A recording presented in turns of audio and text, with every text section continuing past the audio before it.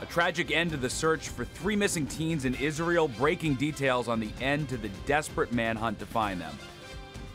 And the teens' bodies were found close to where they disappeared on June 12th. All right, Joel Waldman's live in Midwood, Brooklyn, where one of the boys had family ties. Joel? Stephen Derry, this has become a common sight out here in Brooklyn. Take a look, a yellow ribbon attached to a tree. It was a sign of unity for those 3 kidnapped teenagers. Now it's a grim reminder of a triple murder. For more than 2 weeks, Israelis and others from around the world stood united in the hope that these 3 kidnapped teenagers would be soon found alive. But now, sorrow has divided the hearts of so many.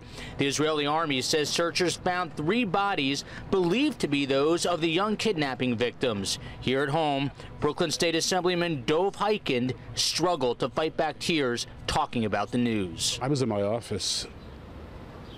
I just couldn't continue. I couldn't I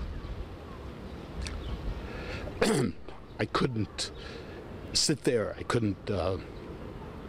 I was just thinking.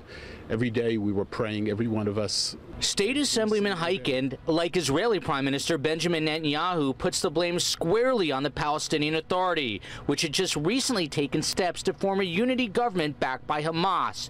Israel blames Hamas directly for the kidnappings, and so does Assemblyman Hikind. Only a couple of weeks ago, the Palestinian Authority, the so-called moderates in that part of the world, made an alliance with Hamas, a group that is recognized by our government as a terrorist organization. Where did they prove it?